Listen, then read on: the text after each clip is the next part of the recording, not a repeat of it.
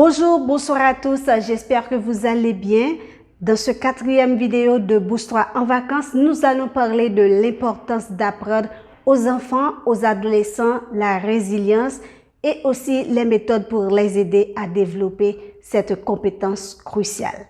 Je suis ravie d'accueillir à nouveau notre coach en développement personnel et en relation, Kenya Jean. Merci d'être ici avec nous, Kenya. Salut à tous, j'espère que vous allez bien. Salut chers parents, chers enfants, chers adolescents. Aujourd'hui, je suis toute joyeuse d'être avec vous pour vous parler de ce sujet qui me tient vraiment à cœur. Aujourd'hui, comme vous le savez déjà, on va parler de la résilience chez les enfants et aussi chez les adolescents. Très bien, Kenya, nous allons tout de suite commencer. Dis-nous comment peut-on définir la résilience et explique-nous pourquoi il est si important d'enseigner cette compétence aux enfants et aux adolescents. Bien, la résilience, c'est la capacité qu'une personne a de faire face aux difficultés de la vie. C'est la capacité qu'une personne a à surmonter les chocs ou les traumatismes de la vie. Normalement, lorsqu'une personne a de la résilience, ça l'aide à s'épanouir, même si cette personne-là est en train de vivre une difficulté vraiment atroce, si je peux le dire comme ça. OK.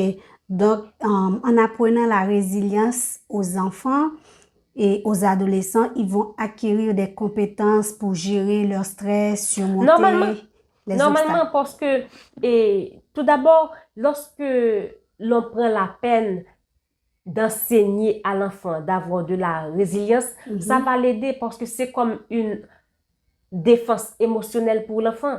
Donc, un enfant qui a de la résilience, ça va l'aider à ne pas fléchir, tout comme je l'avais dit pour les enseignements scolaires. Donc, un enfant qui a de la résilience ou un enfant qui a de la résilience, ça va l'aider à ne pas fléchir face aux difficultés de la vie. Par exemple, si l'enfant a des problèmes d'apprentissage à l'école, c'est pas que l'enfant va se résigner, mais ça va l'aider à faire face à cette difficulté, à combattre cette difficulté-là. En parlant de surmonter les obstacles, nous savons très bien que la vie des enfants et même des adolescents est remplie de multiples pressions. J'aimerais toucher des aspects de la vie des enfants où ils ont besoin de développer la résilience. Le premier aspect, je veux parler des exigences scolaires. Nous le savons tous, ils peuvent créer un niveau de stress élevé chez eux, notamment lors des périodes d'examen ou des devoirs importants. Les attentes des parents, les attentes académiques des enfants peuvent parfois être aussi très accablantes. Maintenant, quels sont les aspects clés que les parents, les enseignants et les éducateurs devraient considérer lorsqu'ils enseignent la résilience aux enfants et aux adolescents? Tout d'abord, il est essentiel de créer un environnement sécurisant où les enfants et les adolescents se sentent en sécurité d'exprimer leurs sentiments sans jugement. C'est très important. Il faut pratiquer l'écoute active envers les enfants. C'est quoi l'écoute active? L'écoute active, c'est quand la personne te parle et que tu prêtes attention à ce que la personne te dit, sans la couper, s'il vous plaît. Tu prêtes attention à la personne sans la couper. Donc, c'est ça l'écoute active. Quand l'enfant te parle, tu l'écoutes. Que ce soit de façon verbale ou gestuelle, tu l'écoutes. Donc, c'est très important. Ensuite, nous devrions les aider à développer des compétences de résolution de problèmes. Je suis plus que d'accord avec toi, Kenya. Tu as parlé de gestion d'émotions. Donc, c'est vraiment un élément clé pour vivre en harmonie dans la société, pour vivre bien avec les autres. Maintenant, parler d'harmonie avec les autres, c'est parler de relations sociales. Un autre aspect, je peux dire, qui est très important dans la vie des enfants où ils doivent faire preuve de résilience. Parce que, comme toute personne, les enfants, les adolescents sont des êtres sociaux. Ils peuvent être confrontés à des défis tels que les conflits le rejet par les pères ou dans la famille. Il y a aussi les pressions sociales. Et par exemple, les enfants peuvent ressentir la pression de se conformer aux normes de leur père en matière de comportement, de mode vestimentaire, d'appartenance à un groupe également. L'intimidation Kenya et l'exclusion sociale sont également des pressions sociales très préoccupantes dans notre société. Quelles sont les stratégies que les parents, les futurs parents, les éducateurs peuvent utiliser pour enseigner cette force au quotidien aux enfants? Je vais vous donner 3 stratégies pratiques que vous pouvez utiliser pour enseigner la résilience au quotidien aux enfants et aux adolescents. Premièrement, encourager la communication ouverte. C'est très important, la communication ouverte. Faites que les enfants se sentent à l'aise de parler de leurs sentiments, de parler de ce qui les fait plaisir ou pas. C'est très important. L'enfant doit se sentir à l'aise de parler de tout ce qu'il veut sans jugement. Il ne doit pas se sentir frustré en disant que voilà, si je dis telle ou telle chose, maman ou papa va me juger. Si j'ai parlé de telle chose négative, maman ou papa va me juger. Non. Ce que vous pouvez faire dans la famille, vous pouvez décider d'organiser, je ne sais pas, un jeu ou pendant que vous êtes à table, vous parlez de quelque chose, vous demandez à l'enfant, durant la semaine, mon fils ou ma fille, qu'est-ce qui t'a fait plaisir ou qu'est-ce qui ne t'a pas fait plaisir? J'allais vraiment souligner, quelle que soit l'expérience sociale, positive ou négative, l'enfant doit se sentir vraiment à l'aise de parler avec ses parents. Oui, si en tant que père ou en tant que mère, vous avez eu un mauvais comportement envers l'enfant, l'enfant doit se sentir à l'aise de dire, maman, tu m'avais fait quelque chose ou tu m'avais dit quelque chose, ça ne me faisait pas plaisir. Donc, l'enfant ne doit pas se sentir jugé. Donc, c'est très important. Deuxièmement, enseigner des compétences sociales aux enfants et aux adolescents. Qu'est-ce que je veux dire par là? Il est important d'enseigner à vos enfants la bienveillance, l'empathie et la gestion des conflits. C'est très important. Le pourquoi? Lorsque l'enfant est bienveillant, empathique, sans compter, il est respectueux, ça va l'aider à se mettre à la place des autres.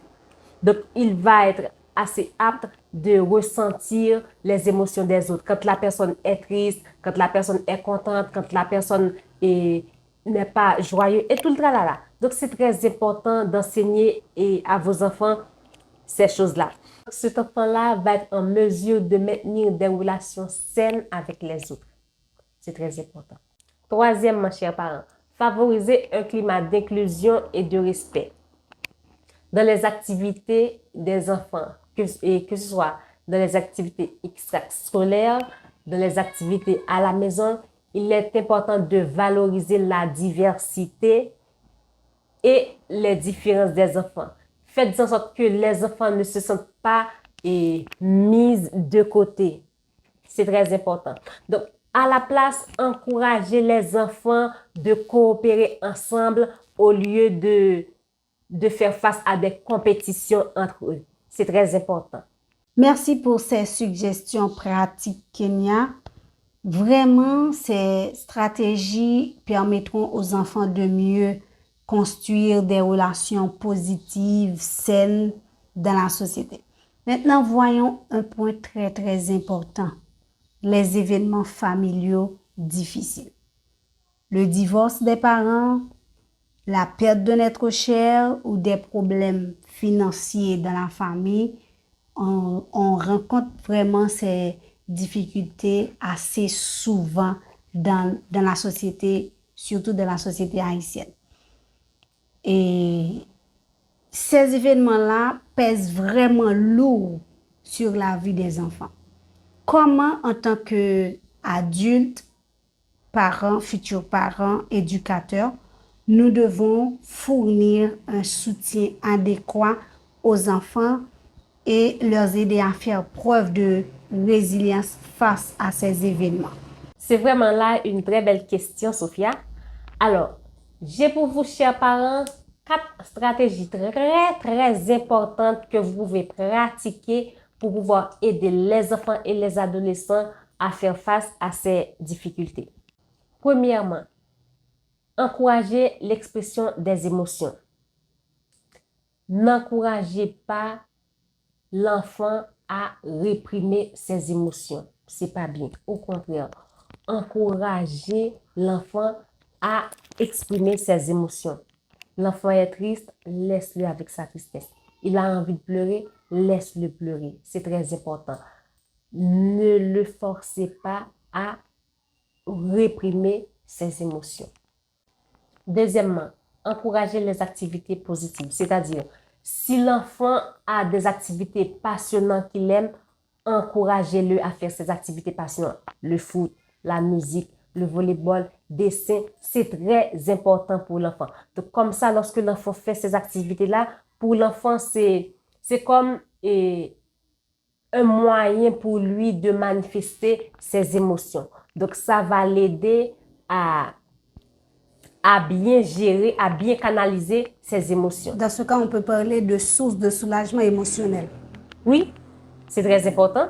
Ça va l'aider. Au contraire, et si l'enfant a envie, était triste ou en colère, donc dans ces activités passionnantes, c'est un moyen pour lui de dégager toute cette tristesse, toute cette colère. C'est très important. Alors, encouragez les enfants dans les activités passionnantes.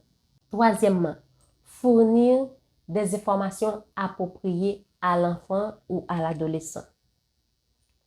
C'est-à-dire, quand l'enfant ou l'adolescent vous pose une question, n'esquivez pas la question. Répondez de façon claire, précise et honnête. Répondez de façon adaptée à l'âge de l'enfant. Ne dites pas à l'enfant, tu es trop petit, tu ne vas pas comprendre. Non, il est très important d'être clair avec l'enfant. Quatrièmement, offrir un soutien si nécessaire à l'enfant ou à l'adolescent. C'est-à-dire, si vous voyez que votre enfant a un problème d'adaptation, un problème d'apprentissage, votre enfant est toujours en colère, il n'est pas, par exemple, obéissant, il souffre d'un problème, si on peut dire, psychologique, là, il nécessite l'aide d'un professionnel.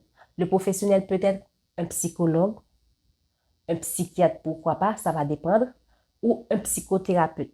C'est très, très important. Alors, chers parents, il est très important de prêter attention sur le comportement de votre enfant. Wow, c'est vraiment très, très bien, Kenya. Merci beaucoup. Merci. Pour conclure, quel message aimerais-tu transmettre aux parents, aux éducateurs, aux futurs parents, je dirais même, et disons à tous ceux qui jouent un rôle dans l'éducation des enfants?